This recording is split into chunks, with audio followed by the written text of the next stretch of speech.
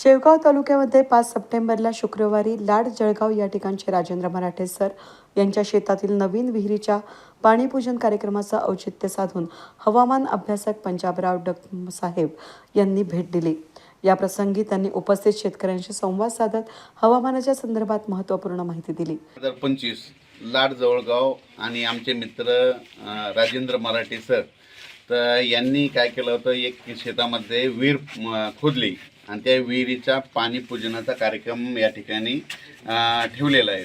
तर या ठिकाणी संपूर्ण शेतकरी जमलेत आणि ते खास करून कशामुळे जमलेत की त्यांचं म्हणणं आहे की आमच्या भागामध्ये सगळ्या महाराष्ट्रात पाऊस आहे, मराठवाड्यात पाऊस आहे, परभणी जिल्ह्यात पाऊस आहे आणि आमच्या भागामध्ये पाऊस नाही, तर मग तिथून काहीतरी तुम्ही सांगावे।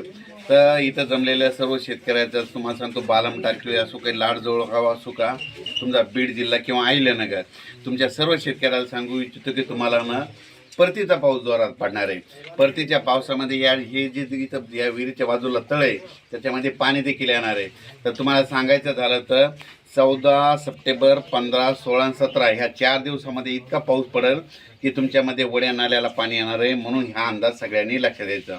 त्याच्यानंतर 25, 26, 27 सप्टेंबरला एकदा जोराचा पाऊस पडणार आहे, त्याच्यामध्ये आणखीन तुमच्या विहिरीला तळ्याला पाणी येणार आहे आणि त्याच्यानंतर 11, 12, 13, 14 ऑक्टोबरला एकदा पाऊस येणार आहे आणि त्याच्यानंतर पाऊस नंतर निघून जाणार आहे, म्हणून हा अंदाज लक्षात द्यायचा। म्हणजे सांगायचं झालं तर तुमचं बालम टाकळी लाड जळगाव समजा तुमच्या ह्या भागामध्ये म्हणजे आतापर्यंत काही भागामध्ये पाऊसच पडलेला नाही, तर हे परतीचा पाऊस तुम्हाला झोडपून काढणार आहे, म्हणून ही सर्वप्रथम अहिल्यानगर जिल्हा बीड जिल्ह्यातल्या शेतकऱ्यांनी अंदाज लक्षात द्यायचा।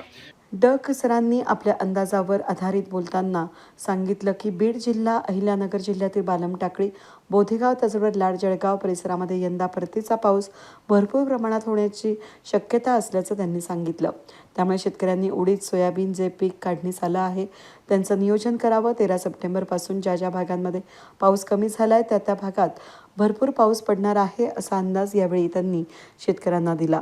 यावेळी परिसरातील लाड जळगावचे सरपंच अंबादास ढाकणे, राजेंद्र मराठे सर, अनेक शेतकरी, पत्रकार अनिल कांबळे, उद्धव देशमुख, जयप्रकाश बागडे, पांडुरंग निंबाळकर, कृषीप्रेमी, ग्रामस्थ आणि मान्यवर यावेळेस उपस्थित होते।